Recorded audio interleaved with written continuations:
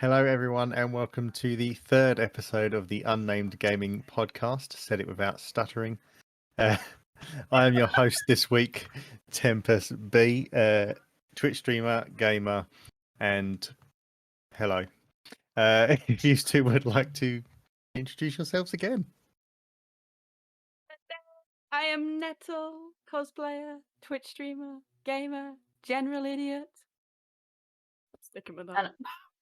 And I am Bendy, gamer, cosplayer, still Admiral idiot. I haven't been promoted just yet, but I'm sure I will soon. Demoted, apparently. No demotions for this idiot. I'll be queen soon. Wow, Maybe. excuse me.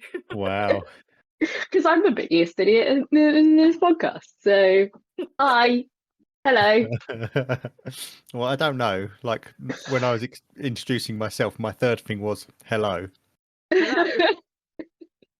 Well, they need to know. People need to say. Right. So I suppose we start off as we do every week with what have you been playing? Anything new? Anything old? You go. Okay, although my new thing that I played, I think, is also the same as Tempest's new thing that I played. It's fine. You can talk about it. Okay. Yes. So on Saturday, as part of our little horror weird group activity that we play, it's such a strange way to describe it. I don't know.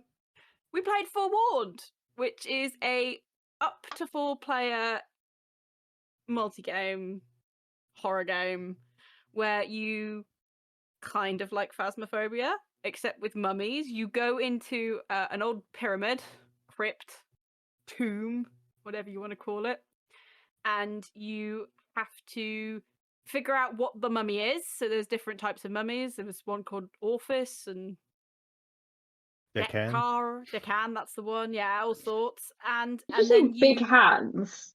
I heard big hands. No, Decan, not big hands. Okay, all right. That makes more sense than big-handed mummy. Yeah. Cool. I bet he was scary though with his. That sounds like more like something I'd name a mummy if I was creating something as a kid. Big hands. Big hands, the mummy. Anyway, yes, and much like Phasmophobia, it gives you clues, so it talks to you, or it makes some of your weird like equipment do stuff. And then when you've guessed the mummy, you have to choose its name in its like big tomb area. Press a red button, which you don't do until you've figured out what it is. Grosjean! Well, I was about to say we're not naming names, but apparently we are. No, I am naming names! And when you get into the tomb, that is the point where the mummy can hunt you. And you pick up the like weird artifact thing, and then you have to take the artifact thing to your car, whatever you want to call it, 4x4, which is outside the tomb, obviously. But once you've picked up this item, the door to the tomb closes. So you have to then go find this blue lever to open the tomb. And of course, while all of this is happening, big scary mummy is finding you. And although the first bit where you're figuring out what the mummy is isn't very scary because it can't haunt you. It can hurt you a little bit, but it can't hunt you or anything.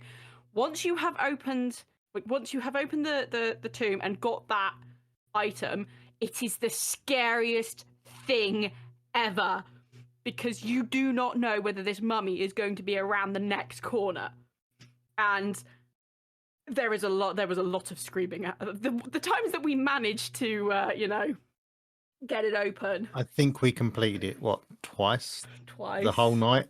It's quite difficult in the sense that you have to be very precise with the clues that you're getting. A lot of the time I was hearing things and I was like, oh, that's tremors, which is a clue, and it clearly wasn't tremors because it was wrong.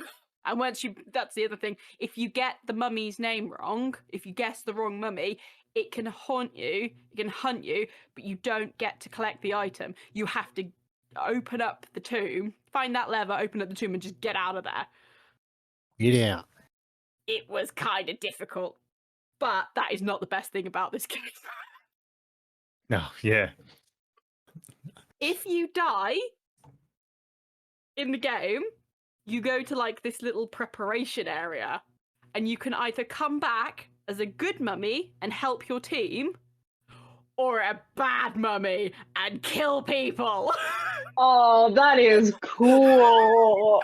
I would come back mad every time You see, I was and watching murder Tempest's. everybody. I was watching Tempest's YouTube video back, and he was coming back as a good mummy so often. I didn't choose that option once. I was coming back to kill every time. I This think I shows came our back as a. personality. Murder. I chose the red door once, and that was when we all went to bully Grojan. No, I chose the red door every single time. Most of the time with Hall in tow.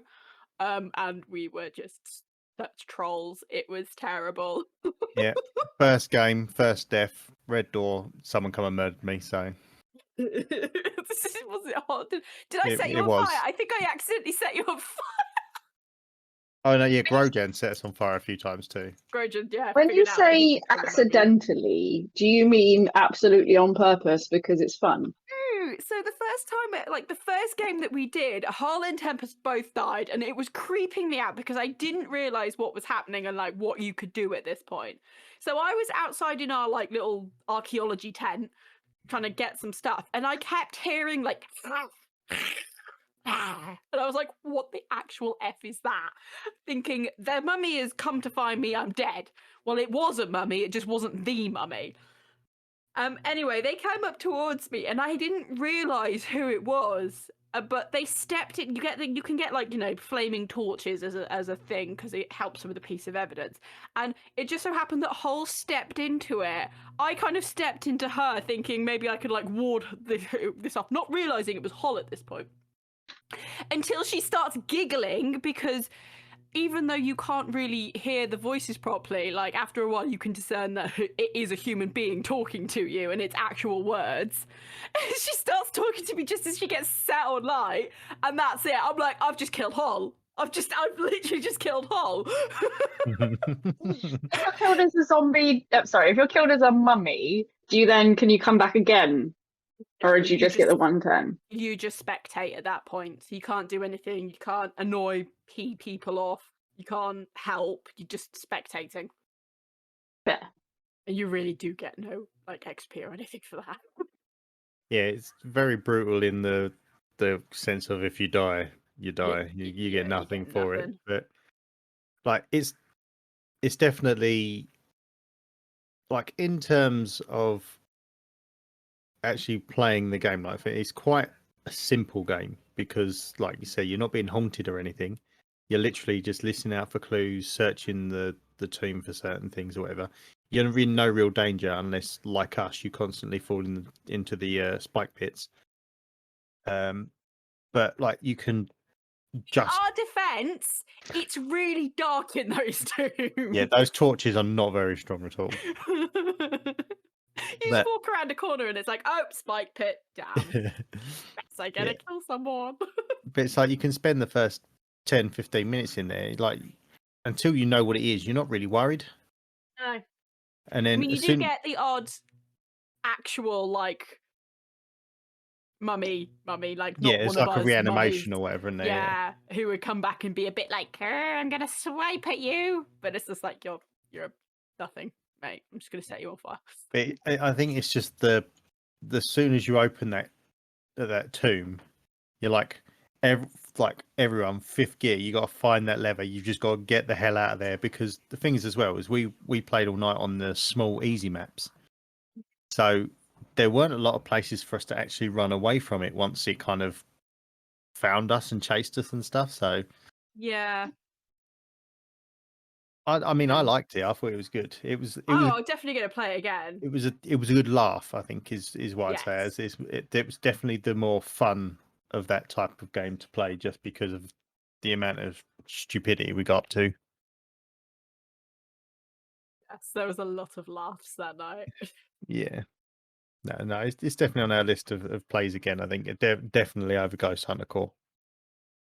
I feel a bit sorry for Ghost Hunter Corp now. Yeah, Feels like the younger like sibling that isn't as good.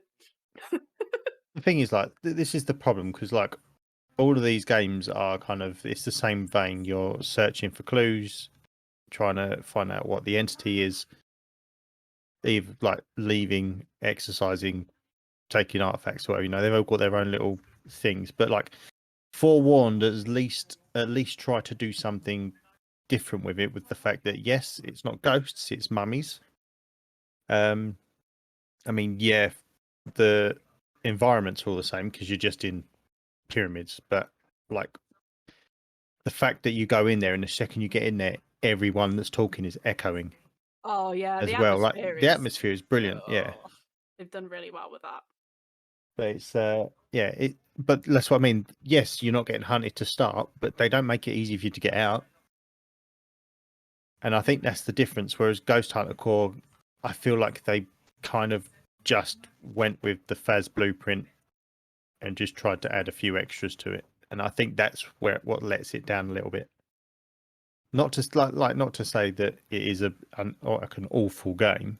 You know, odds are we'll probably go back and play it again at some point because we like those kind of games. It's just of those games we've played, not the best for me. No.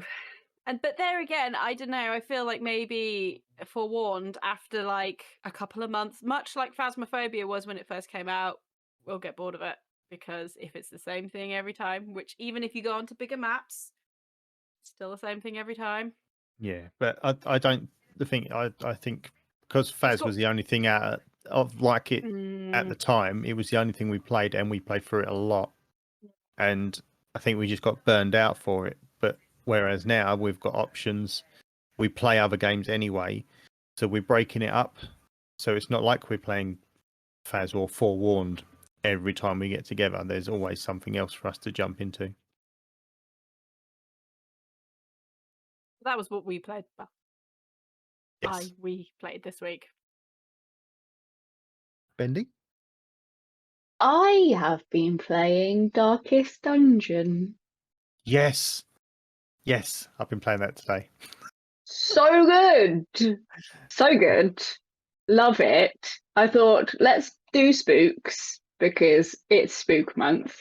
And I started playing it a few weeks ago and I was like, got caught up playing something else. And then I went back to it this week and I'm really enjoying it. Like I love the art style. I quite like a good turn-based anyway.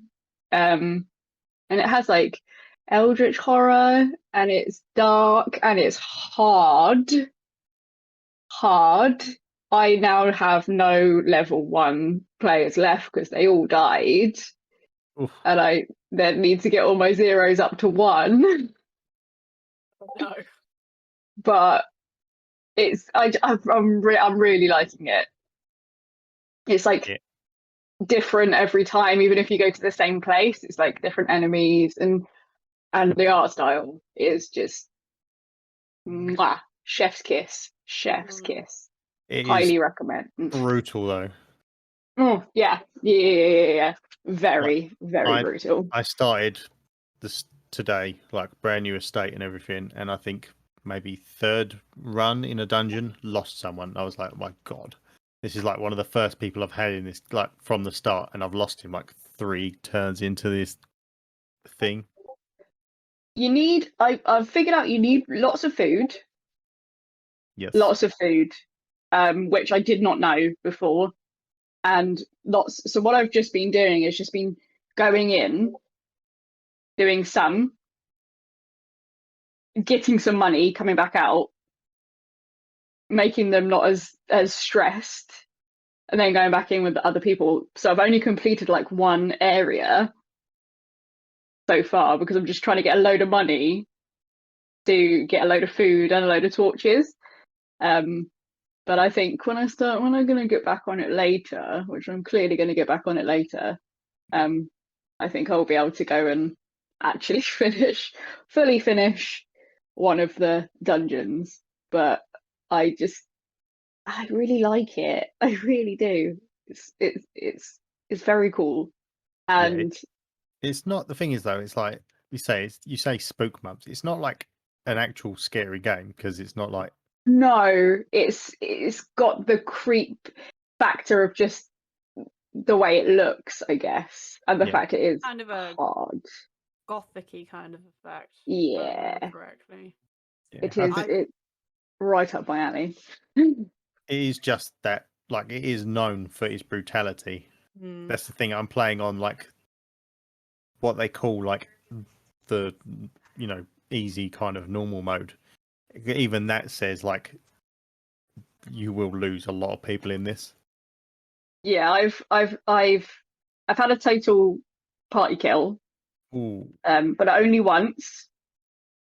I've lost about 6, 7 members because of the whole food shortage. But you need to have like some kind of healer in your party as well, I've found, and both of my sort of clericy characters have had both died. But then again, you just literally, they die, they go to the graveyard, you then just go back to the wagon and pick up new guys to send to their death. Great. It's just good. I'm thoroughly enjoying, would highly recommend, and I think I'm gonna just keep paying that a little bit more, and Game Pass too. So it's good with the fact that it's something you can, even if you've only got like an hour, it's something you can just pick up and do for an hour because you're never going to get stuck doing like levels or whatever. no, You exactly, can because back out whenever you like. yeah, it causes stress, but then you just send them to either to get drunk or go To to the their brothel. holy place. I don't have a Always, brothel just yet. always to the brothel. You can't send the holy people to the brothel though. I love You have to it. send them. You have to send them to the church.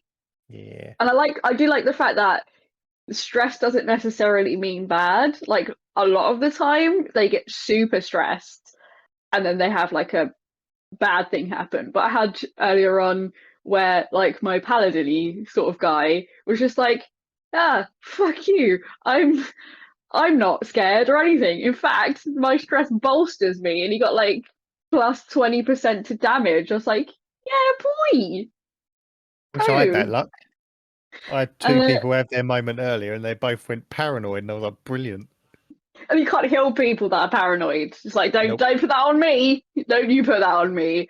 But yeah, he just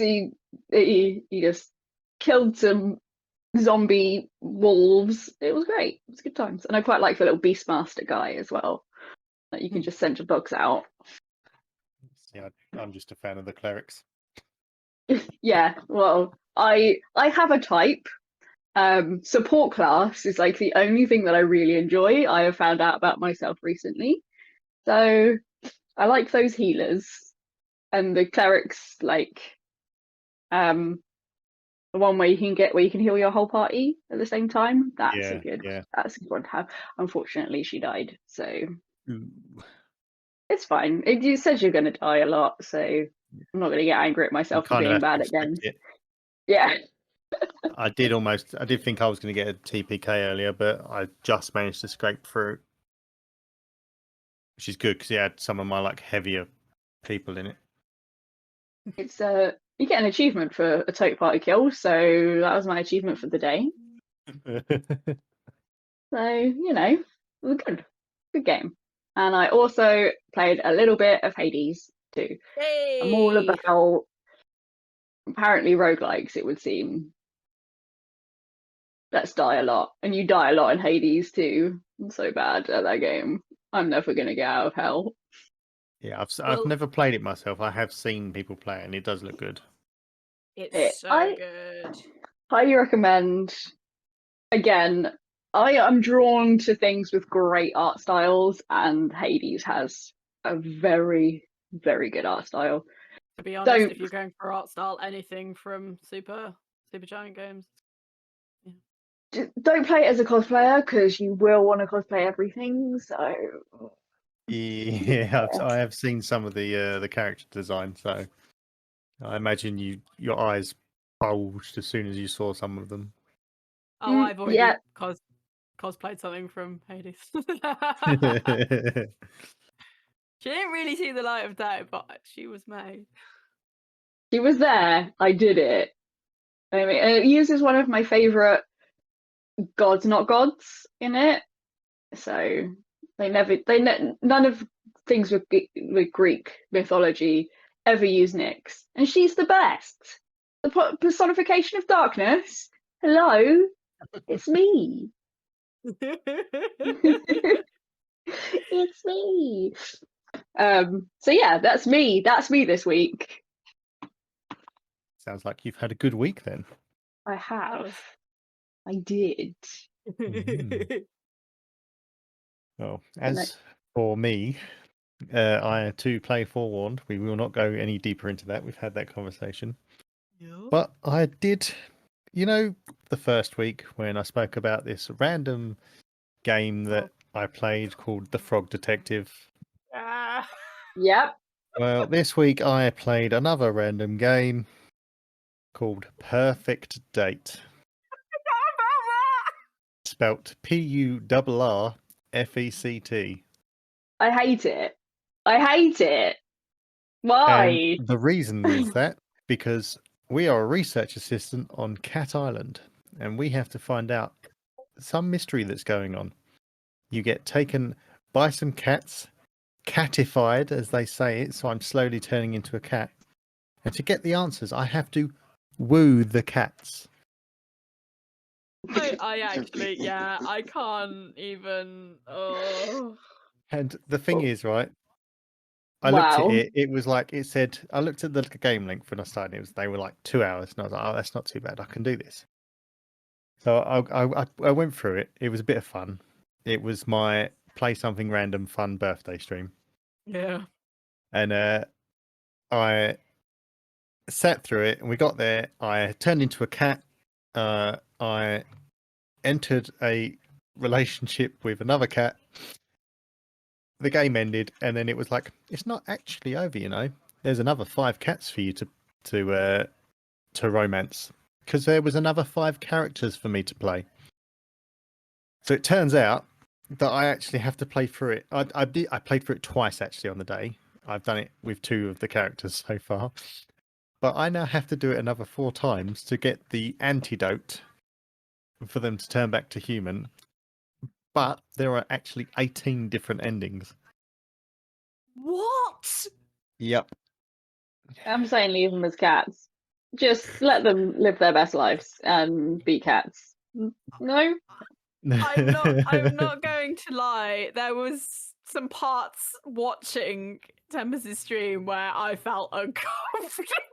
You felt uncomfortable. I'm sitting there having to read it. Like literally, I'm giving, like the Persian. Is it the Persians that have no fur? Sphinx cats, isn't no, Yeah, Sphinx. Yeah. That's it. Yeah. I was giving a Sphinx cat a coconut massage, and then I gave it a manicure. So, yeah, I'd gone into a meeting and come back to a particular line of Tempest's character talking about whether had to answer a question of whether he loved this cat. And I'm not talking about the way that normal human beings love their cats, oh, coochie coochie, I love you, give me a smooch, in the sense of, I want to rub your belly. I know, you still wanted to rub her belly. I want to rub your belly. It was literally like, full on, do you love me kind of situation. It was so creepy. But I think that's where all the endings come from, though, because you can decline the cat. So I think some of the endings are if you turn them down. Presumably, you just end up being a cat for the rest of your life. Yeah, you just end up becoming a lonely cat. I'm looking up pictures of it to see what it looked like. Why is this cat winking at me, Tempest? Why? What cat Why is it? It looks sassy. Just saying that. Do you know what? Straight off my head, I feel like that's McMurphy. Yellow eyes. I don't know. I can't remember. I didn't pay attention He's to their trying eyes, to erase it from his memory. The Sphinx cat is giving me the side eye, like, no, get away from me. There'll be no YouTube highlight video of their stream, by the way. God damn it. I totally forgotten about that. I think I tried to wipe it from my memory. But so you be warned, by the way. I feel like this is going to be my niche on this. I will be playing the random weird games that no one ever wants to talk about. And land you in jail for bestiality? Not every game is going to be me dating animals. Could be. There's that pigeon one. Yeah, I'm not playing that. My God, we watched. Were you there when Reese played that? Yeah, I watched Reese play it. Oh, that was not okay.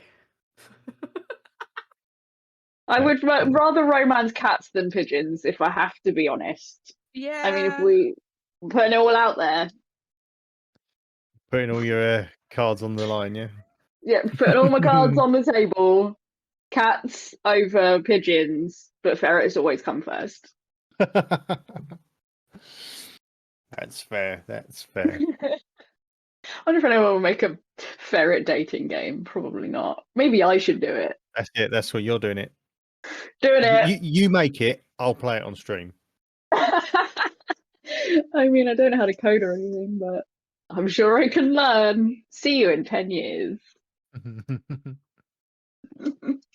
I like your strange games that I'm definitely going to look at now because they look weird. I And feel love like it. there should definitely be a section as Tempest's weird game of the week. But I don't play a weird game every week. I Weird didn't play one game last you week. should. Well, I'll see what I can do. Maybe it could be a special section on a Monday, just a 10-minute section of Tempest's weird game. We'll see. I'll see if I can find a weird game for next week. Okay. We will find you a weird game. That's it. I'm sure Steam's got plenty. Oh, yes. So, yes, that's everything we've played. And I feel like we've had an eclectic lot of games there. Tempest is about to hear the sirens in the background as somebody's called the police, but... Yeah. Can we include card games and board games in this section? Because I'd like to do a shout out to this game hasn't been play tested. The weirdest card game in the world, but highly recommend. I had no idea what was going on, but I won once. So that's all that matters. Yep, exactly. So weird, but very fun if you're drinking with friends. Check it out. We will. Was it this game has not been play tested? This game has not been play tested. And it definitely has not been play tested. It's so dumb. That's fair. Yes, you can add. I would say you can add board and card games to this section because they are games. It's a game, isn't it? Yeah, we are an doesn't equal say opportunity gaming unnamed podcast. Video gaming podcast of the week. It just says unnamed gaming podcast of the week. So. Right. Cool. That's a recommendation from me. Stupid card games. From this has been Bendy. Okay. Oh, I love it. Thank you. So for our next section, to take a bit of a swerve from the usual favourite of something, this week I have asked my fellow hosts the worst game you've ever played. If one of you would like to start. Shall I go? Sure, why not? Hi. So, if everybody remembers back to the first week, it was only 2 weeks ago, so you should. And we talked about our favourite games of the week, and mine was Tomb Raider 3. Well, the worst game I have ever played was Tomb Raider Angel of Darkness. It is That's notoriously bad. Terrible game. we Tomb Raider fans try to just forget that ever existed. It goes Last Revelation, Chronicles, and then we just skip on to Legend. Angel of Darkness doesn't exist. It's an awful game. I feel like I know, like I've heard of this. Is this almost that top downy one? No, that's Temple of Osiris, I think. Is it? Oh, right, maybe not then. Yeah. No, this is it's pretty much like the same the way you control her, third person type situation. But they tried to make it less of a Tomb Raider game and more of like a freaking Siege 6 game or something. It's ridiculous. You're in Paris pretty much the entire time. There's hard. I mean, you go into the catacombs and stuff at some point, but you don't. It's just not a Tomb Raider game. You're not raiding tombs. You're not raiding tombs. It's this weird like. Is it Fashion They Week? tried Is to she make there it for Fashion Week? Well, yeah, at some point of it. It's like it starts off, you end up in Paris for some unknown reason. You're going to find somebody who used to be your mentor.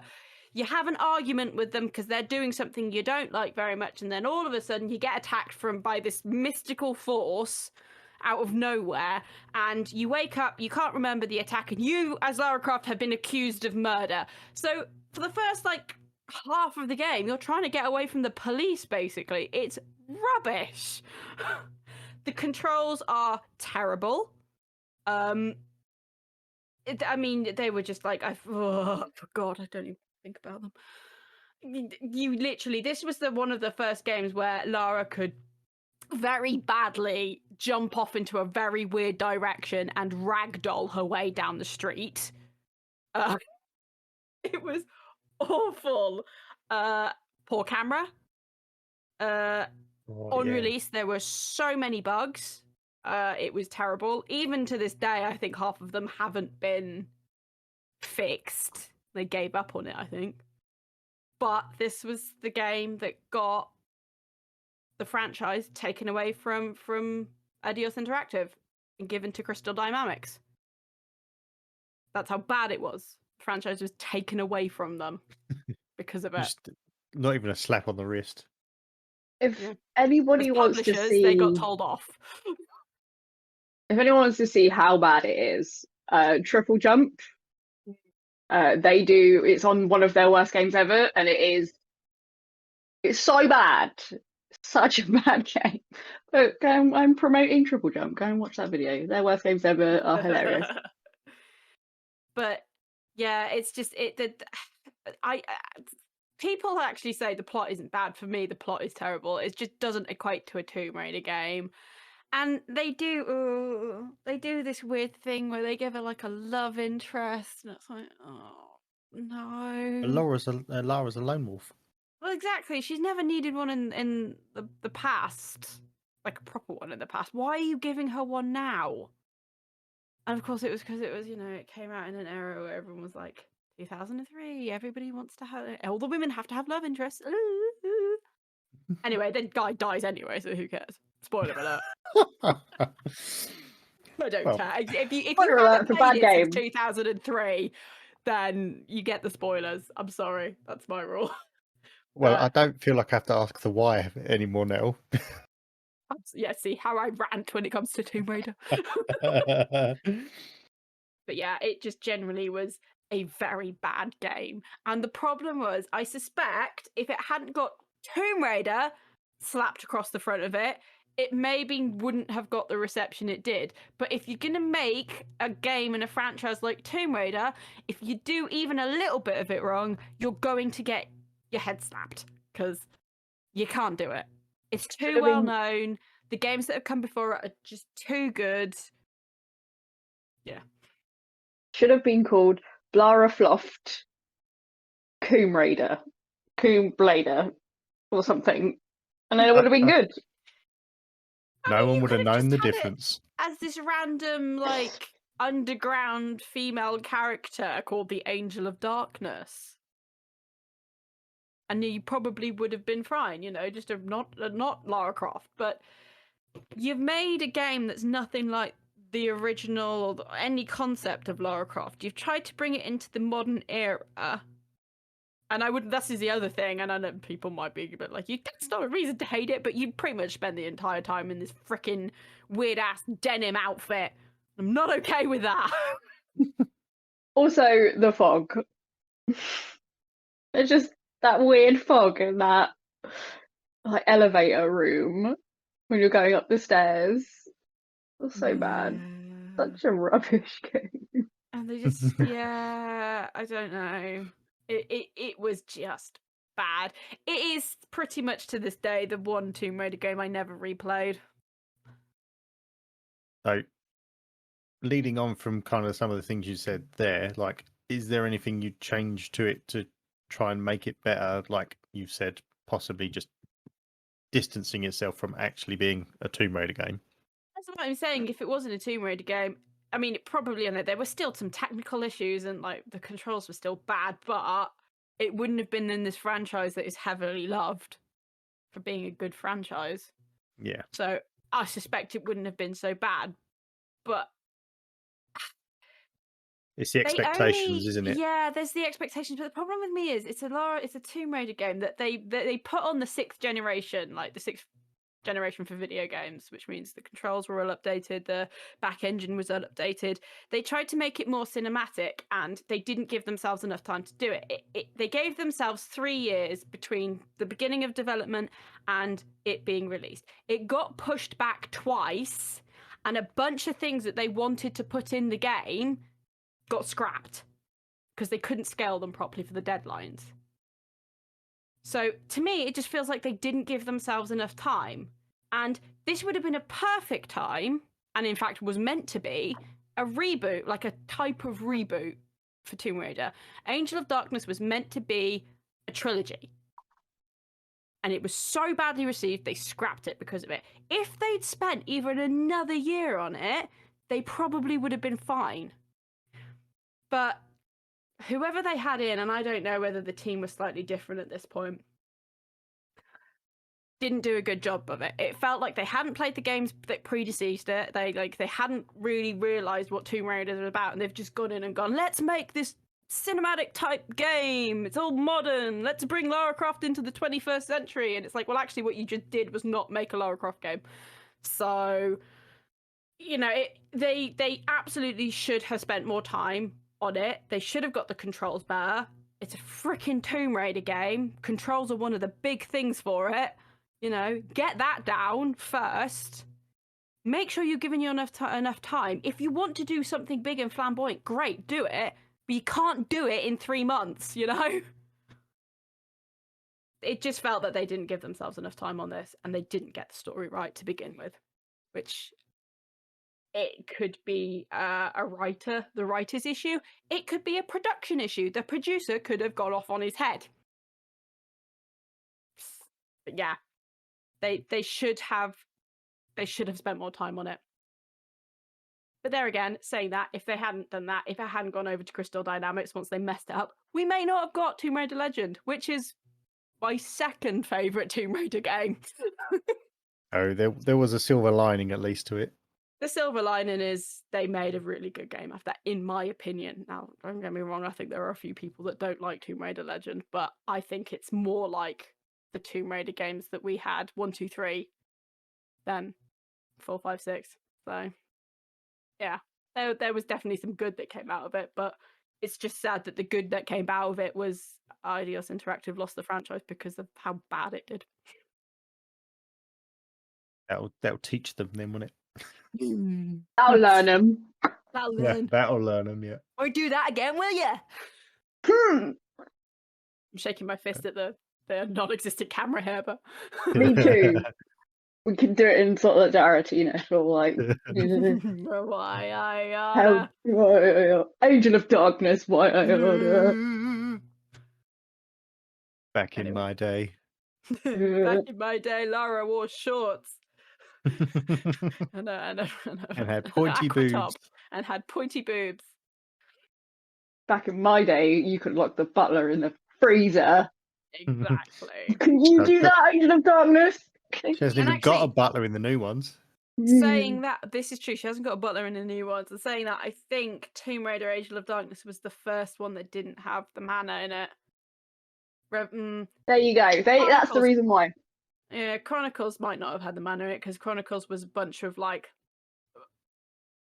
Basically, in Revelations, Lara Croft is presumed dead, which is why it's very weird that she just randomly turns up in Paris in Angel of Darkness.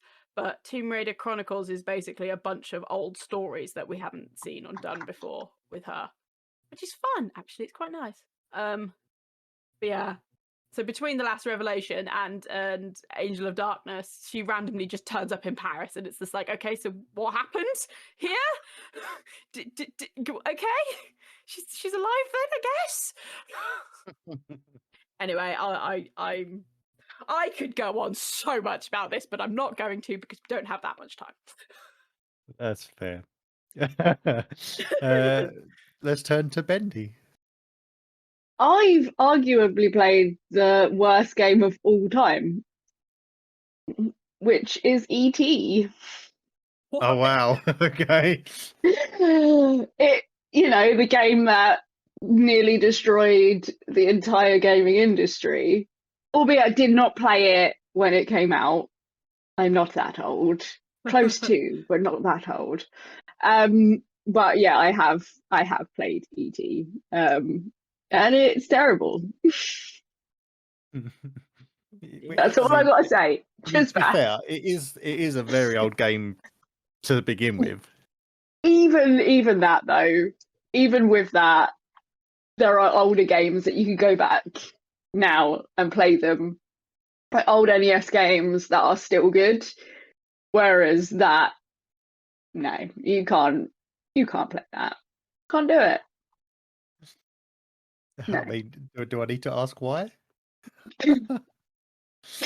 Everybody knows why, because everybody knows it's the worst game ever. They did try and like bury them all in the desert, didn't they? So yes, exactly. So yeah, because I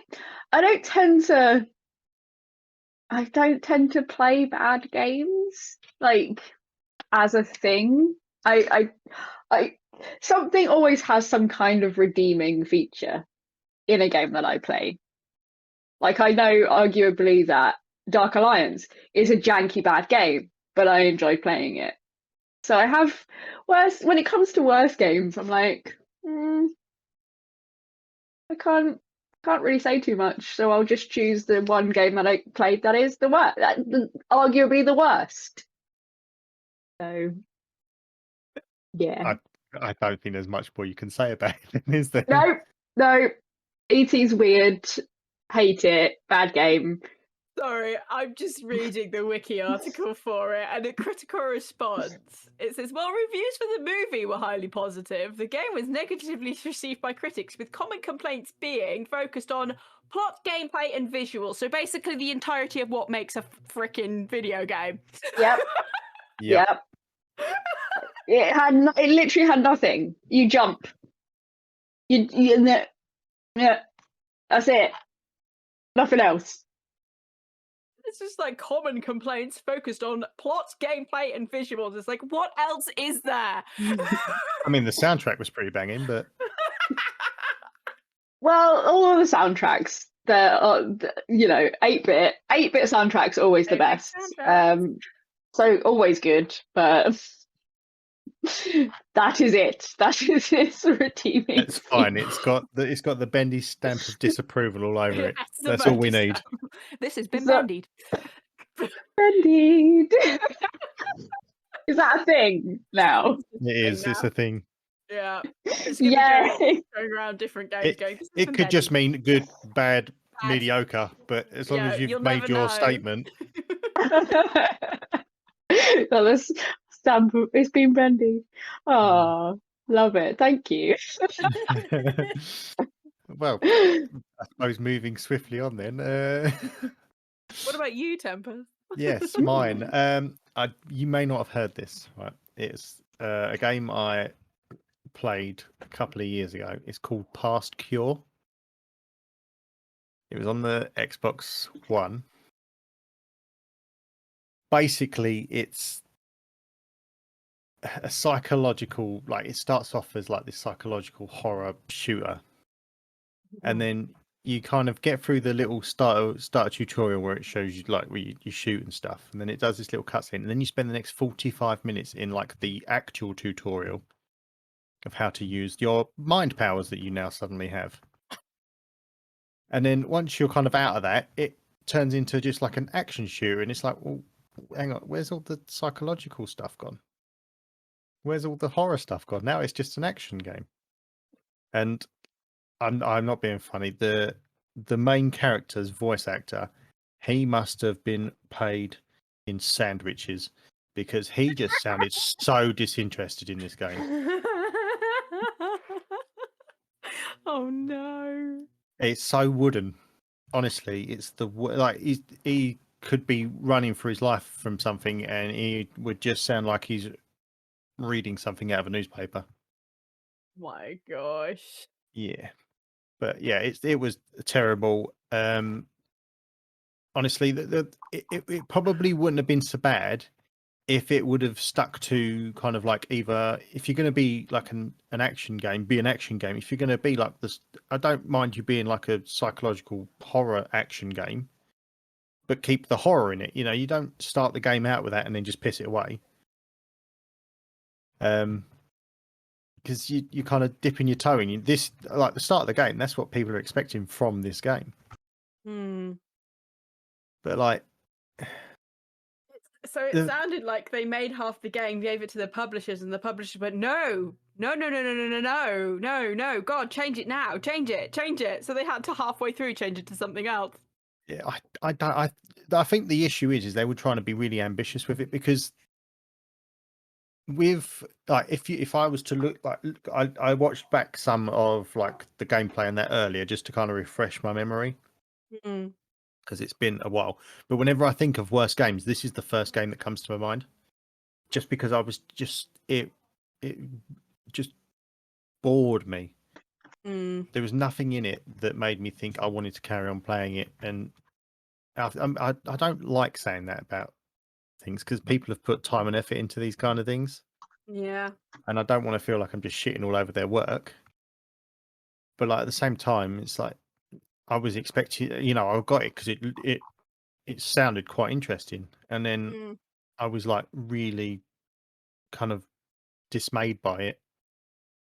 But like what they were trying to do, and I can see it probably would have worked. I think if they'd have had more time, or if it was an issue of money or whatever. But basically, if you wanted to play that but good, go and play Control. Yeah. Because that's what the game is. It's Control, but bad. Before Control even come out.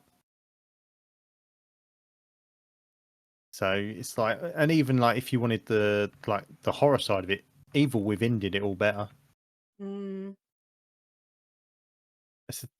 that's the problem as well. It's like this came out, I think, before any of them other ones did. So I don't know if it, like I said, I don't know if it was just over ambitiousness, trying to bite off more than they can chew, and it just felt it just felt higgledy piggledy in places. And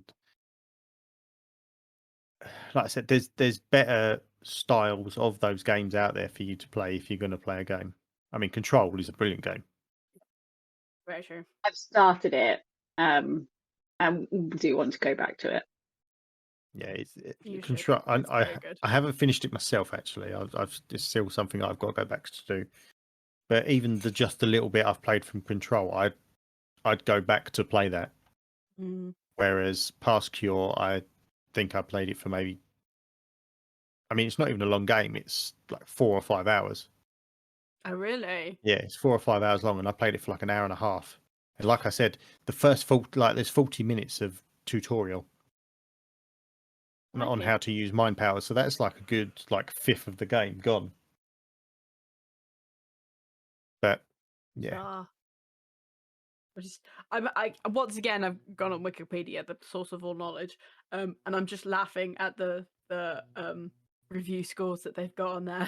CGM 2 out of 10, Destructoid 2 out of 10, IGN 5.8 out of 10, which just proves you should never listen to IGN, by the way. What gets me is it won 2 awards. Was 2017 a really bad year for games or something? The People's Choice Award. Which people were choosing this game? The ones held at gunpoint. I was having a look to see. There's definitely better games in 2017.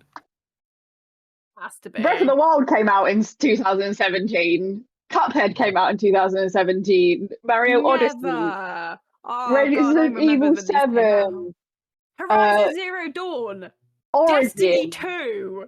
Prey, Yep. Hellblade. But Past Cure beat them all. Apparently so. What? What is Game Connection? Let's go and check what that is. What Some Remains of shit. Edith Finch, by the way, is the most underrated game ever. I it's do a wanna very play good that. game. It is very good. Do you want to play that? So good. I was having a look at Metacritic while you were explaining how bad these games are. E.T. isn't on Metacritic because it's about 1 million years old.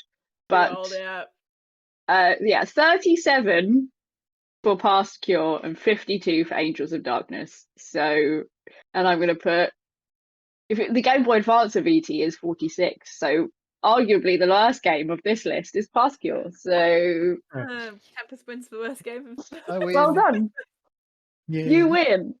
Yes. Well, I'm still 2007. How do you win that in 2017 when Breath of the Wild came out? I don't. Jesus, that came out They must have literally made it the only game you could choose literally for the award. They paid for it. Do Do you know what? It's making me feel really old looking at these games that came out in 2017. So I'm going to stop doing that now. Yeah. Don't live in the past. So there you have it. They are our three personal worst games that we've ever played. But we've proven that they're nearly everybody else's worst games that they've ever Yes. played as well. I mean, so- we feel vindicated in our decisions. Absolutely. Moving on to the news. The news. It's was- news time. It's Yeah, news I was time. hoping for the nettle jingle, but it didn't happen. Jingle. Yeah, you did a jingle last week. It's I'm news gonna be... time. It's news time. Okay, let's just go with Get that. ready for the news. I'm It's sorry. a new jingle every week. Yes. Yeah. Why not? Until I forget that and do this one from last week because I forget. It's fine. Apparently We'll my have memory's- all forgotten what it actually is by then anyway.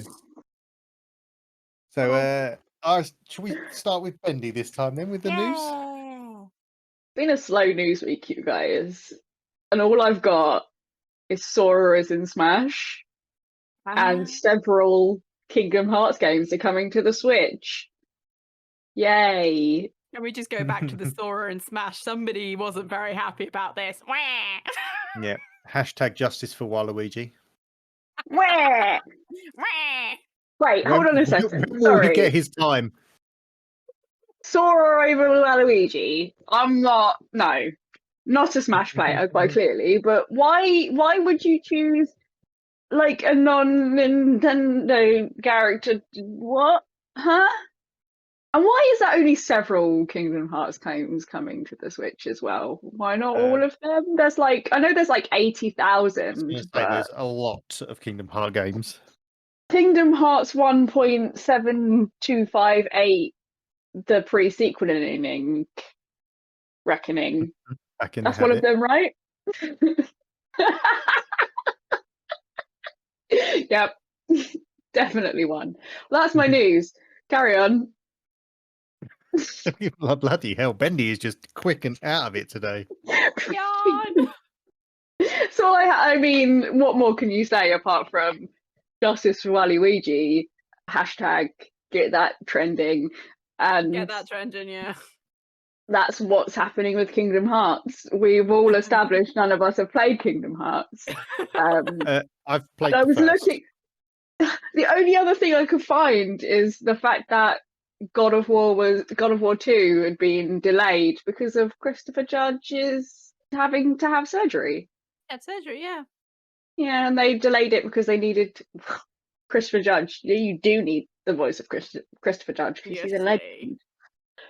But they were kind enough to go, yes, we'll put a delay on it so that you can heal yourself, which I think is really nice. Yes. Really nice of them. Yeah, I mean, at least they didn't make him sit in the mocap while he was having surgery. No, horrible. That would have been bad. Well, that would have been awful. Thank you, Bendy, for your news. And that's the news. Nettle, what's yours?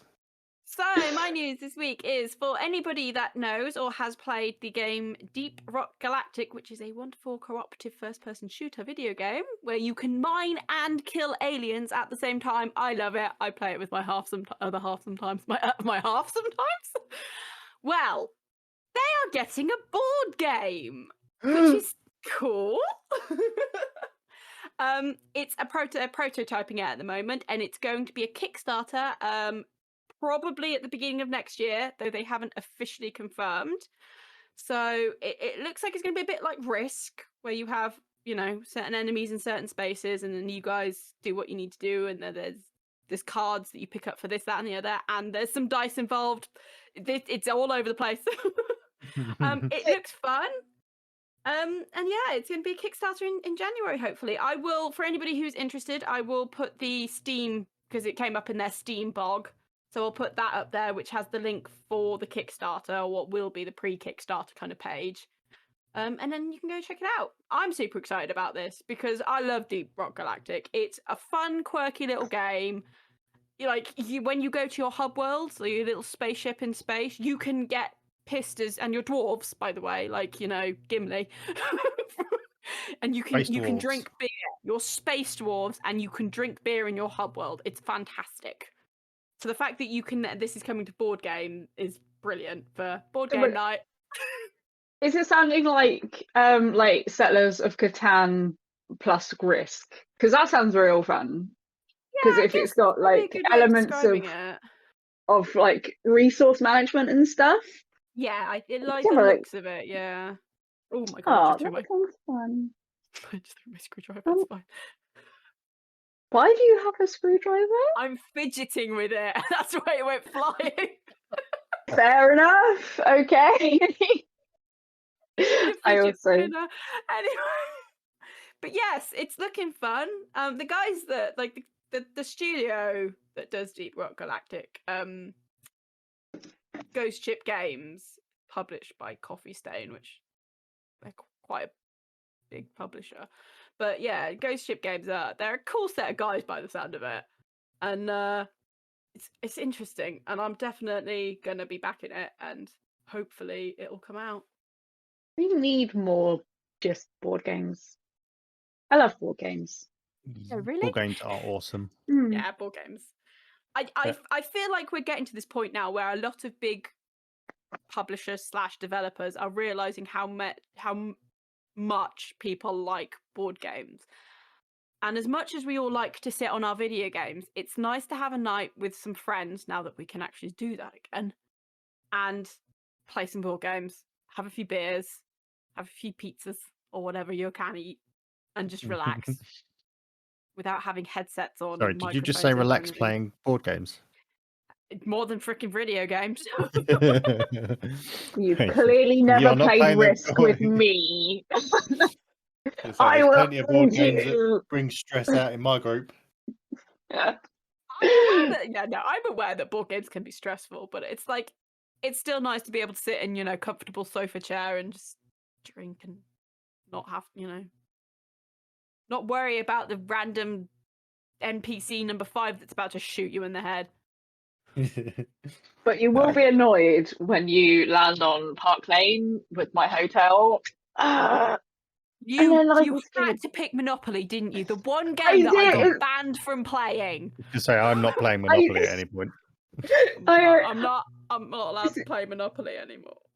It's the only one I can remember a reference from, so. I mean, it'll be a universal reference, so. Yeah. Everybody will have the anger. Isn't it different in the States, though? It's not. I don't know. Anyway. Yeah, well, no. I've only got Zelda Monopoly, so. They'll know Monopoly, won't they? So. They'll understand the reference. But, yeah. No, I mean, I played Deep Rock Galactic for a little bit. I thought it was good fun. Yeah. It sounded a bit different. It was very colourful. I like the idea of space dwarves. You had me at space dwarfs. Literally just an army of space dwarves. It's fantastic. I've written it down to check it out. You absolutely should. It's on Game Pass. I was going to say it might be on Game Pass. Oh, Game Pass, you Beautiful bitch. But anyway, yes, that was my news for the week. Thank you, Nettle. You, Tempy? Yeah, it's me. Right. Okay. My news comes in the form of yet another new Battle Royale game. Way! Ubisoft has announced a new free-to-play Battle Royale style game named Ghost Recon Frontline. It currently looks to have 2 modes coming at launch. The first, named Expedition, where 102 players drop into a map of teams of 3. But it's not your regular Battle Royale. Yes, there is the killing other people, but the main aim is to actually complete intel gathering and then you call in extraction. God, they have just stolen scavengers. That is exactly what you do in scavengers. I'm just reading what's in front of me. The second is Control, which will be a 9v9 King of the Hill style game where you collect points for the longer you control the area. That's about all we know from that so far. Sound like a battle royale. No. Sounds like a King of the Hill. They, You know, that really big game mode. Yeah, they have said it's a battle royale, but not in the conventional terms. Because where is it? It says it's a new mix to the battle royale genre, as there will be no closing zone either. And from what I've seen about, it's been compared to more of like a large scale Escape from Tarkov, which is the same kind of thing. You go, you scavenge, you leave. Ubisoft, I love you, but that's not a battle royale. Not that we need another battle royale. No. Just don't need to put battle royale on it. Just call it Ghost Recon Frontline and just let it come out. Like, don't put battle royale anywhere near it. I think it's just because of the fact that how well some of the battle royale games have done. They kind of want to dip their toe into capitalize that because on the name battle royale. Yeah, they have said that additional modes will launch with launch season by season as well. So they're obviously already thinking battle passes. So again, it'll be the same as like Warzone and Fortnite, and what was that new one that came out? Splitgate. Splitgate. But like even like you think about it, all these battle royale games come out. Warzone stuck around, I think, just because of how popular COD is. Yeah. Fortnite was, I mean, PUBG was the original. It's still around, but I've never played it. It's dropped off the radar now. Fortnite is still big because it's it was kids can play that. That's the thing with Fortnite. It's great for families and kids. I think it actually PUBG was the original for that kind of battle royale idea, but Fortnite kind of blew it up. Yeah. But like they've had new games come out. What was one that come out like a year ago? Hyperscape. It came out, they were pushing it big and everything, and I've not seen anyone play it now. It's just dead. And even like Splitgate, someone was saying, I think I saw someone on Twitter that we know is like the first week that they were playing it, there was like over 300,000 people watching people play it on Twitch, and now it's down to like 10,000. It's like it's big to come out, and it was something different. I've not played it myself. I've only seen like a few bits of people play it, but it just seems that yes, you've got this good idea. Yes, it's a battle royale. Yes, it's free. Doesn't mean people are going to hang around. They will always go back to the ones they prefer, I think, and that's the issue. But like you played that Scavengers. Yeah, I've not heard anything from it since I saw you playing it. I think it's obviously not as big as when it first came out. It's still got a decent following. They're still bringing new content out for it. I think from what I've heard from devs, they're still going with it. It's popular enough. I think it's a shame. I I've really enjoyed playing it because I think it was something different in the battle royale. They've kind of strategically renamed it from a battle royale to a survival battleground, but Yeah. it's still essentially a battle royale because you can kill off other teams. But the whole point of that isn't necessarily to kill off other teams; it's to get data from around the map, and then at some point during the game, an extraction ship will come in, and you have three minutes, something like that, from when the extraction ship comes in to get onto the ship and blast off with your material. Now, the thing with that is you could come in first, one of your team could get killed, they have a certain respawn, then they have to fight their way back to the ship, and you could lose even if you were on first. And even if you had the most amount of data, you could still come second to somebody who didn't have the same amount of data if all three of their teammates were on. So it was a proper strategic game. Like, you had to think about how much you were doing. You could also upload before the ship got there. And if you did that, and maybe only two of your team got on, you could still come first. It was a proper strategic game.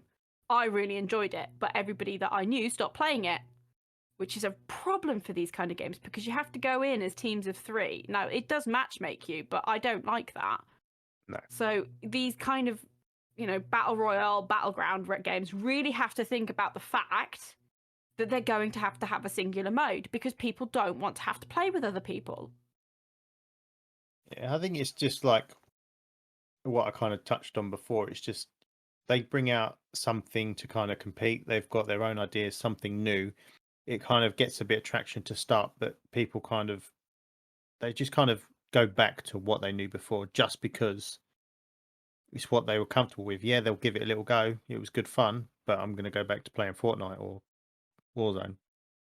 Yeah, if it doesn't live up to what you're already playing, then why carry on playing it? Yeah. I genuinely think people who play a lot of battle royales all the time might have slight addiction issue though, because I'm gonna get told off here from Tempers, but the amount of people that play Warzone and complain no end about Warzone, it gets annoying. Yet they will uninstall it for a week, and No, I mean, a week later they'll reinstall it. See, I mean, That's how they do. Relapsing. Stop relapsing, Tempest. as This is an intervention. as someone that does play Warzone, I enjoyed it at first because to be fair, I only started playing it because of a couple of people that Grogen and Hull, asked me to play with them, and I was like, you know what, I'm starting to meet some new people in the streaming world. I'll join in, and I did like it. It was good fun, and it was mostly because I was enjoying myself with the people I was playing. I weren't very good at it, but then as it goes on, it's more hackers. I'm starting to get more annoyed with things, and yes, I moved away from playing normal Warzone. I went and played Rebirth, which is a case of if you die, as long as a member of your team's alive, you get brought back in after a certain amount of time. Yeah. So it doesn't feel as bad. You can kind of go in, get a few kills. I looked at it the other day, actually. I've got 89 wins in Rebirth or 88 compared to my 10 in regular Warzone. So it feels like that mode was more rewarding than anything else. But even that, I think I've been playing Warzone pretty much 9 months straight, and I recently took a month away from it. I went back to Overwatch, played a bit of Destiny 2. I just played some other stuff because I just had enough. And a couple of weeks ago, I think Grogen asked us to play, so we jumped in with him one night, and it wasn't actually that bad as what it was. I know they've been working on it, but I think me taking that break helped as well. And I think that's the thing. Sometimes you've got to have a break from some of these games. Otherwise, you just do end up going mad. This is the thing, though. It's like Destiny 2 is my favourite game. I love playing it, but I freaking wouldn't play it every day. Warzone, Apex is the same. People are addicted to these games. And I just don't understand it. I do not get it. I don't get it at all. Like, I get playing it like once or twice a week is fun, but damn, some people are literally playing like every night, Grosjean. And it's Yeah. he's gonna Warzone feel streamer so confirmed. bullied. Warzone streamer confirmed. He's gonna feel so bullied this stream, this podcast. But yeah, I feel like this is. It's like it's one of those things. If it gets popular, there'll be another bunch of people that are just constantly addicted to it, and then complaining about hackers, and it will have the same arguments over and over again on the internet about freaking battle royale games. I think what helped with me with my break as well is the fact that I've kind of like, yes, I was on it pretty much every night of the week, whereas now I maybe play it once or twice, and I'll play other stuff. So yeah, I'm still, kind of going in and getting my Warzone fix, as you would probably look at it. But I'm not sitting there going, I have to play Warzone tonight. Yeah. And I think though that is the problem with these games that come in. People are playing them once or twice a week, but because people aren't getting addicted to them, they drop off so quickly. Yeah. So it's like I think what doesn't help as well is like a lot of like you look at the fact that recently big streamers like Nick Merckx and that all left Warzone to go and play Apex. And then Apex just got sweaty because everyone else went to go and play Apex. Now you imagine if some massive streamer like that that's got 40 to 60,000 people watching them every time they stream played Scavengers or played Splitgate. That's where a lot of these games get their players from, is they watch the big streamers play it, and if the big streamers are enjoying it and playing it, they then want to play it as well. And I think because I mean they've all gone back to Warzone more or less now, but that's the thing, because you've got these big like personalities on the internet saying how good this game is. Everyone's playing that, but no one's highlighting the other game that could be just as good. That's like from my point of view anyway. yeah, no, I understand that. It's Yes. interesting. Yes, we've had a chat about battle royales.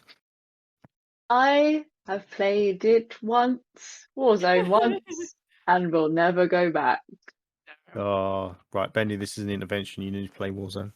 No, I don't, because I'm bad at it. I'm real bad. Yes, I might. Doesn't matter. Yeah, but I'm like, you think you're bad. I'm real bad. How bad am I? No, you tell me. Warzone, you mean you played it once and you got killed, but you also weren't terrible, so I point beg to made. differ. I crashed a lot. That was fun. you crashed a lot, but did you, after telling me that everything was fine, crash into a stationary car as the gas was coming in? Mini. I wouldn't put it past me if I played it more than once. It's fine. Don't worry about it. Explosions. Or, Well. get yourself blown up by a rocket going over a train track. No, we won't talk about that. Moving swiftly on to our final section of the evening.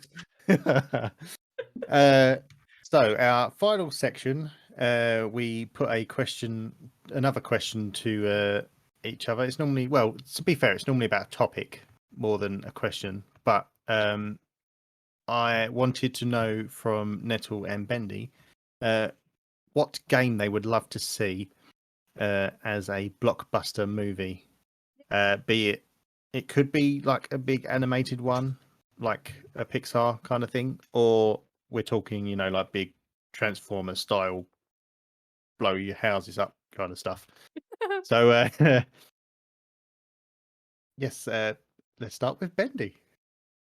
So technically, it's already a movie, but Oh my god.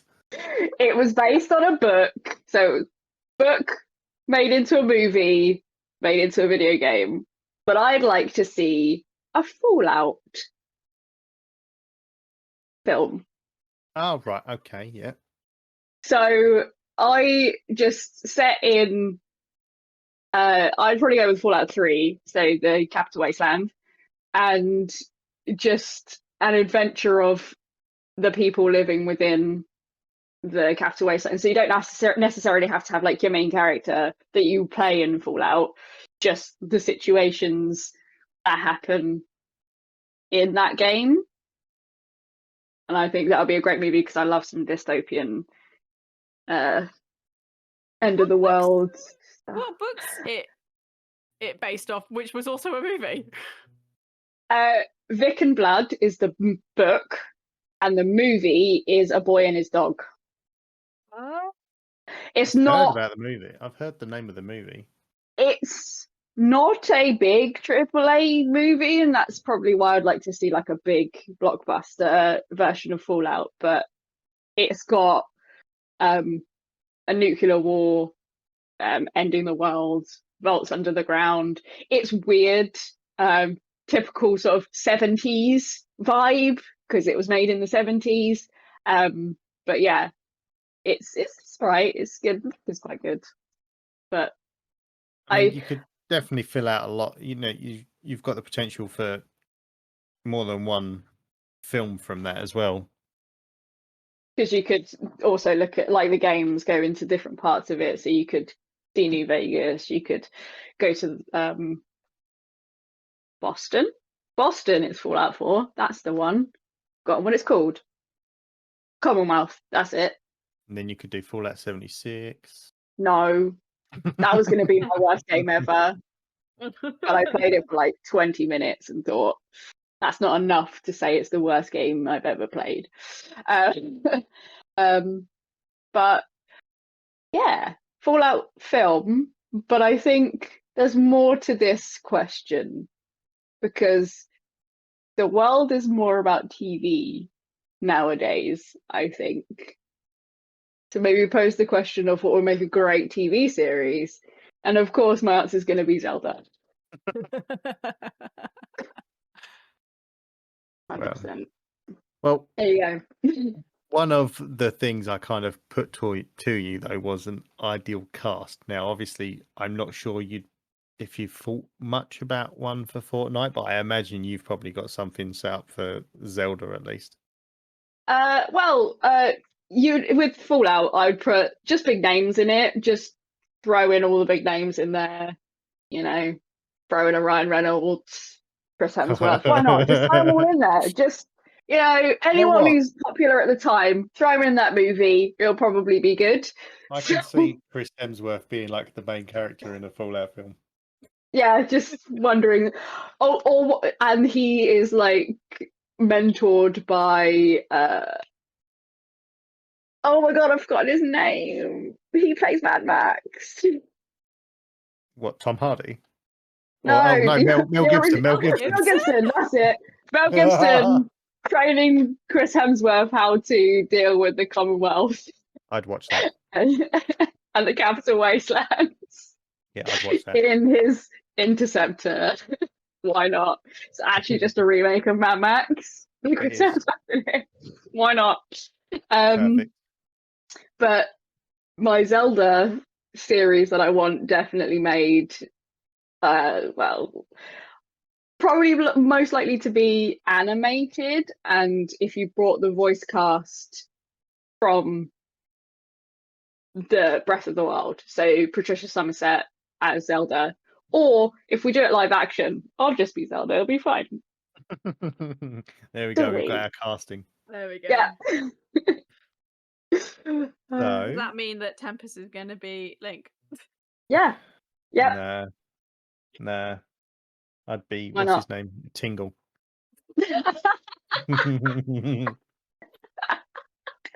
Yes. Yeah, Yes.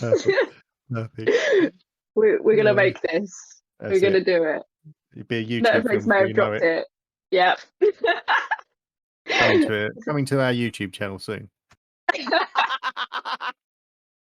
Thank you, Bendy. I did not think Fallout at all, but I definitely think it would make a good topic for, like, if it got the right story behind it and everything. Because I think that's a lot of the problem with video games that get turned to films is that the story just isn't good enough. They need to. Sorry, I was just going to say they need to go more into sort of like the vault tech element of it. If it was going to be made, you need to go into the depths of like maybe what actually happened in the vaults. Yeah.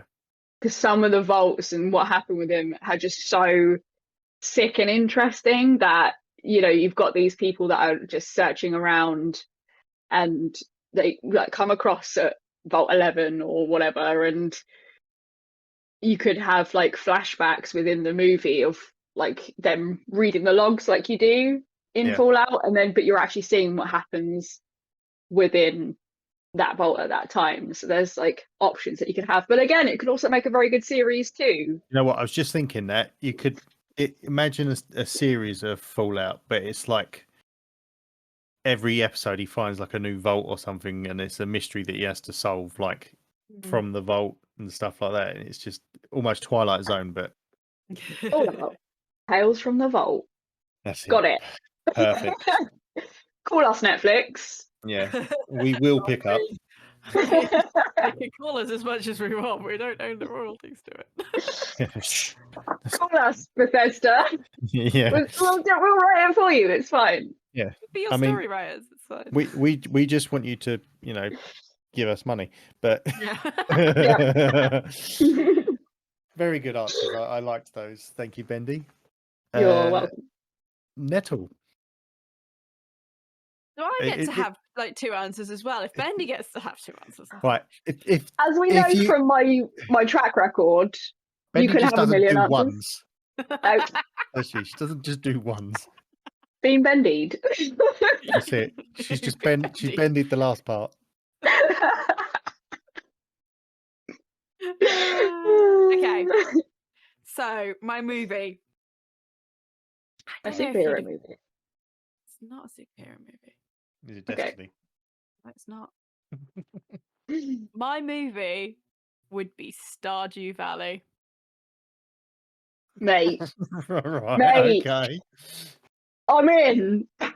Go. Paint me a picture. I'm all about it. The most cottagecore experience anybody has ever had. I'm closing my eyes. I want to this. visualize it.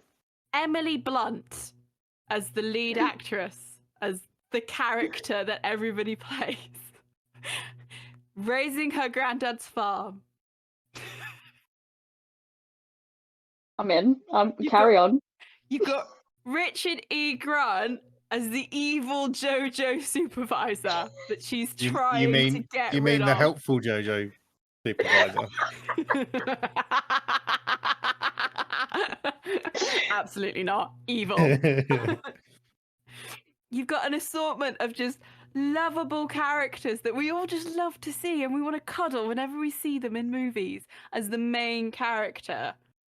You know, maybe Please a bit tell of me Tom any of Hardy. the VOs on your list. I mean, he could be the mayor, I suppose.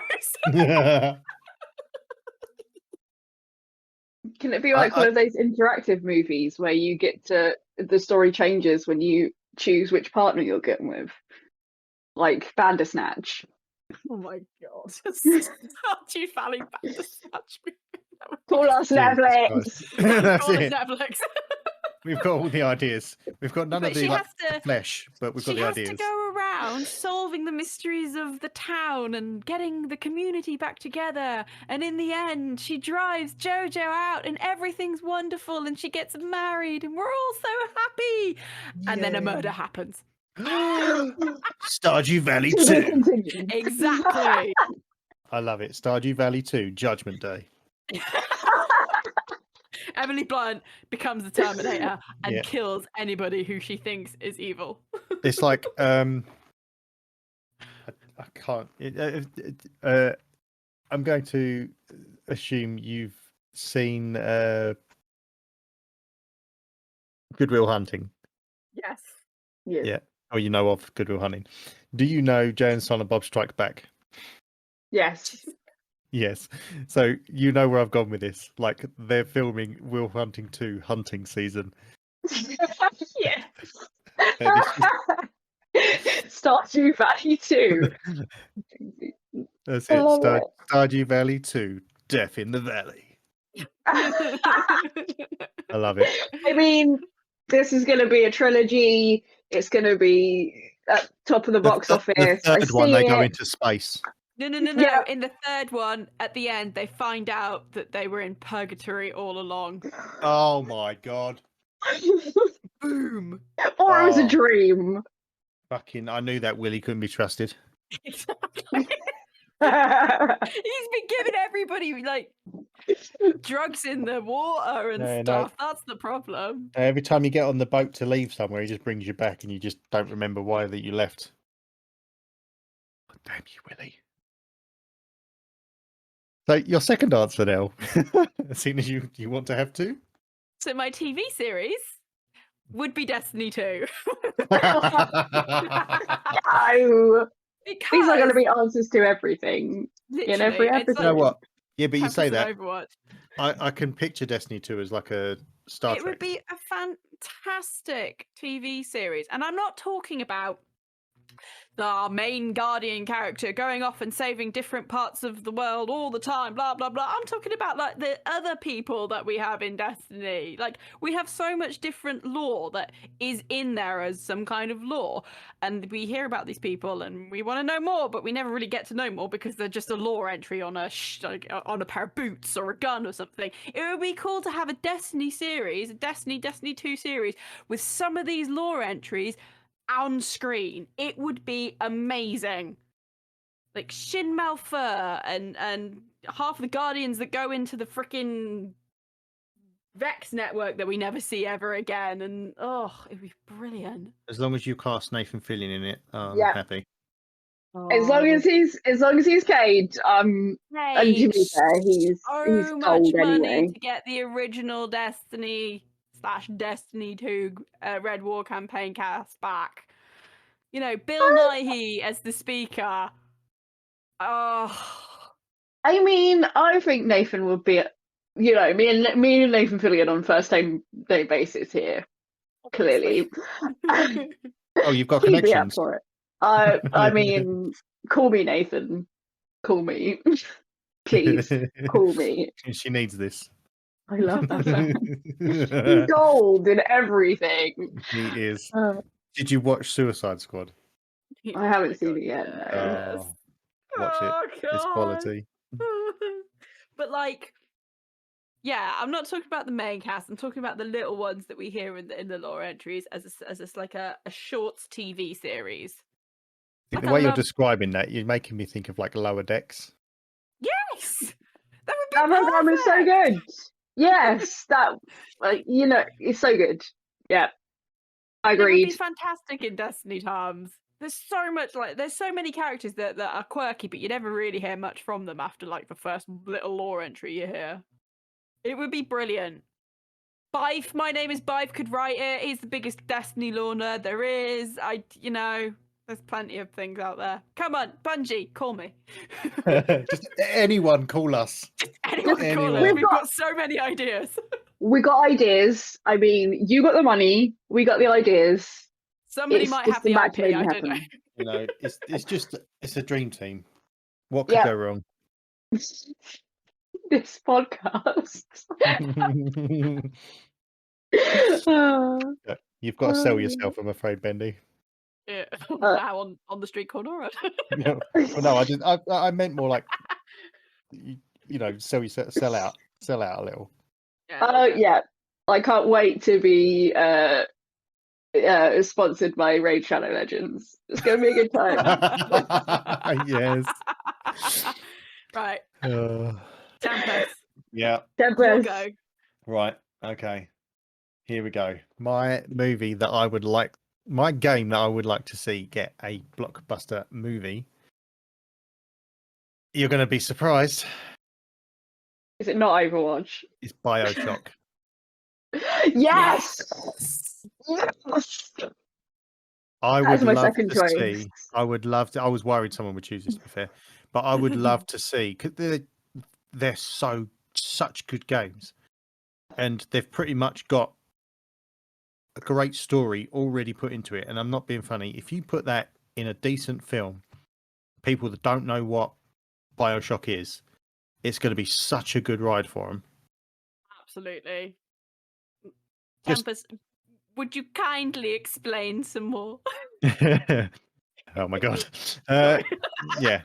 Because I get that's the it! thing. That's the thing. All I would do is I would just have them tell the story of the games.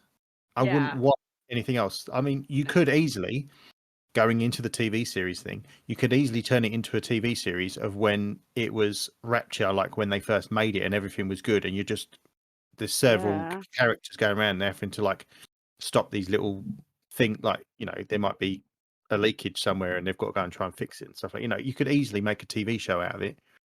But I just think from the start, it just starts with the plane crash and you're there. And then like the title flashes up, bang, and you're like in. But There's- if it goes on to a TV series, there's always another lighthouse. yeah, There's always a lighthouse. There's always a girl. There's always a. Can't remember their name. You Although think I about wasn't a huge fan of Burial at Sea, but it's think about it though, you could easily like a couple of seasons down, you just transfer it to, it's Columbus, isn't it? I think Columbia. Columbia, that's it. Yeah.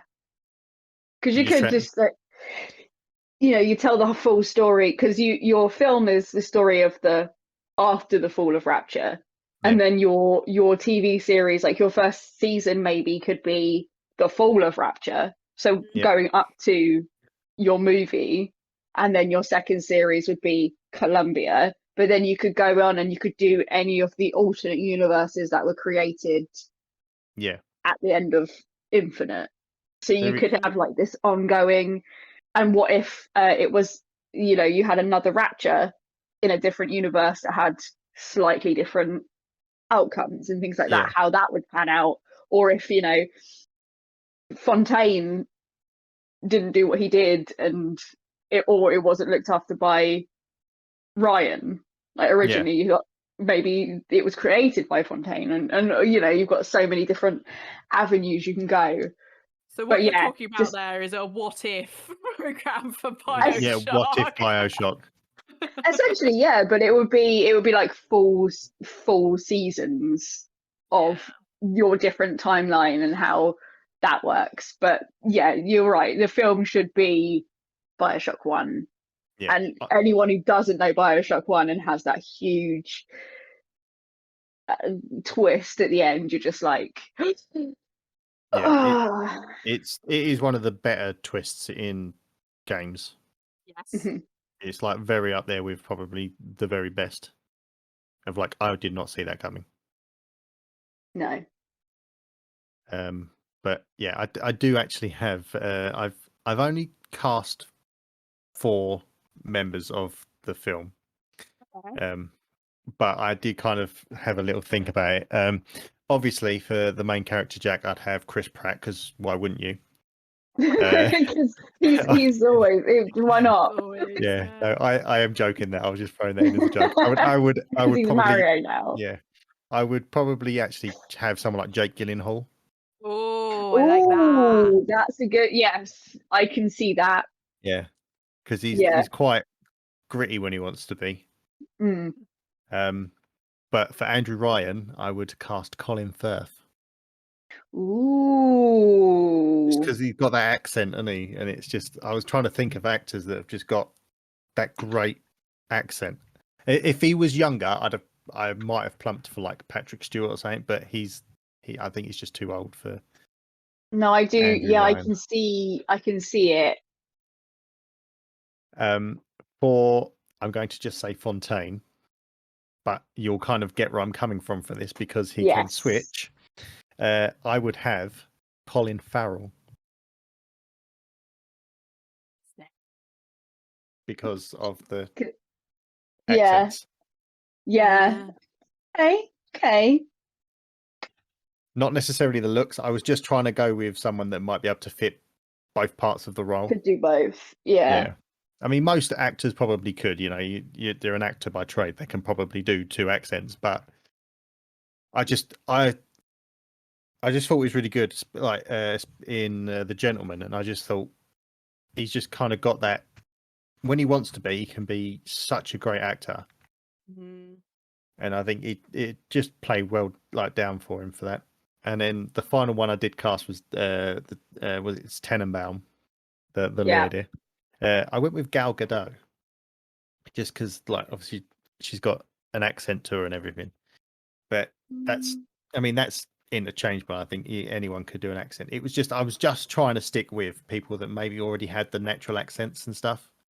Yeah. Wasn't Tenenbaum I think she's German or something. though? Yeah, but Yeah. I'm not gonna lie. I don't know very many German actresses Diane Kruger. apart from Diane Kruger. That's it. That's The only the only German one. the only German actress we know. Yeah, that's it. But yeah, I think that's. Gal Gadot would be just a bit too young for Tenenbaum.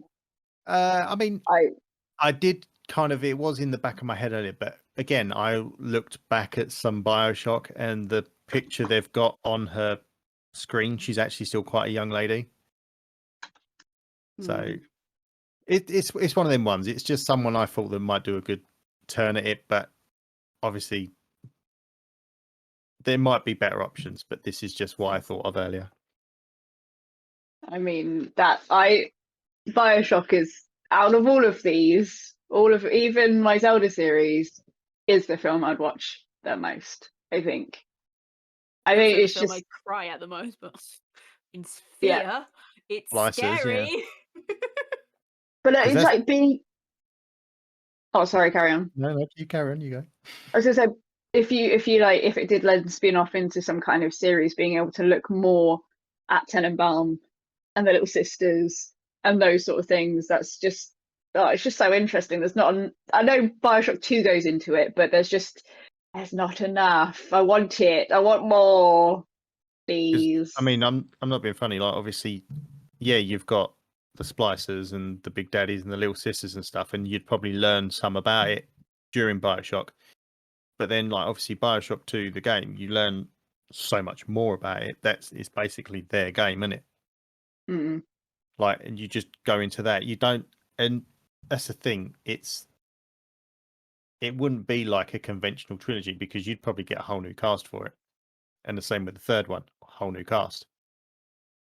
None of them would be just like a trilogy of the same actors playing the same characters because they're three separate stories, but in such a good universe. Just the City of Rapture is just, I just love to see that in live action, especially like after when it's fallen as well. Yeah, like that dark, gritty landscape. Be so good. So yes, those are our choices for films we'd like to see get things, and these two choosing TV series too. But technically, so did you, because I mean, I just turned mine into a TV series too. It's not a separate entity. Really greedy with his. I just have too many ideas. Yeah. I imagine you've probably got another two you could say to us before we leave. I mean, I haven't given, a I can't even think of the word. I'm too tired. Shout out to something else because I usually have about 8 million things going on. So honorable mention. That's the word I was trying to think of. To honorable mention to I don't know.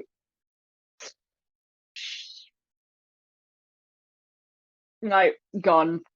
Done. That's fair enough.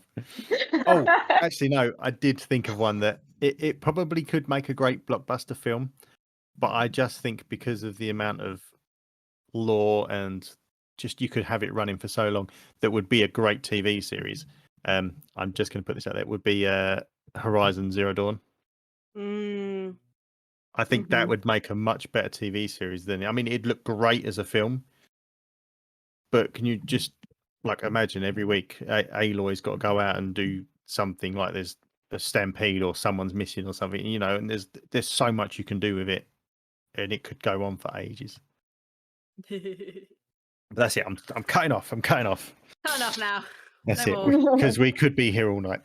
We Yes.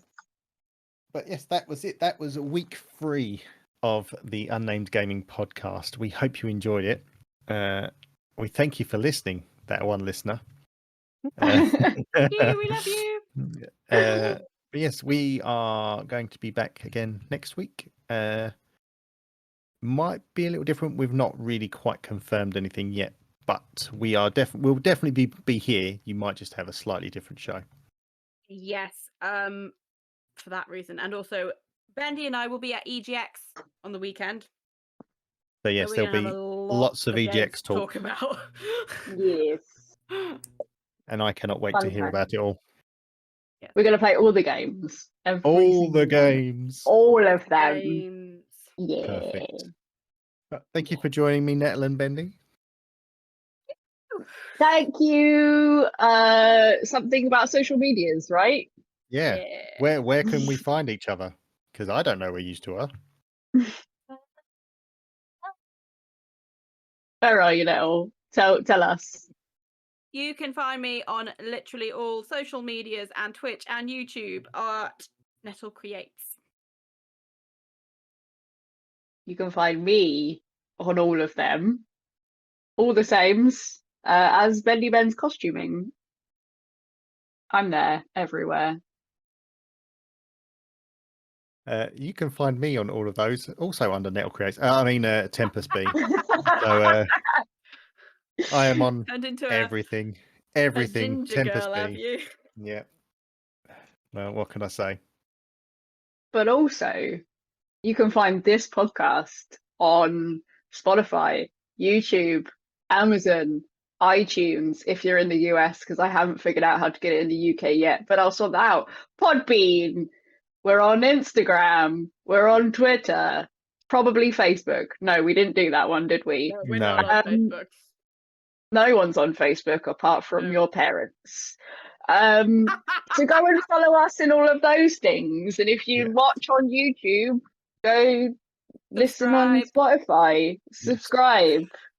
We will try and put all the links in the description for you. I mean, odds are you're probably listening to this because you've already found us. But If you're listening to this, you've already found us, which means. yes. But we're in many places, so you might have found us accidentally, but then prefer to listen to us somewhere else, and we don't mind that. Yeah, We don't mind that. go and give them all love. Yes.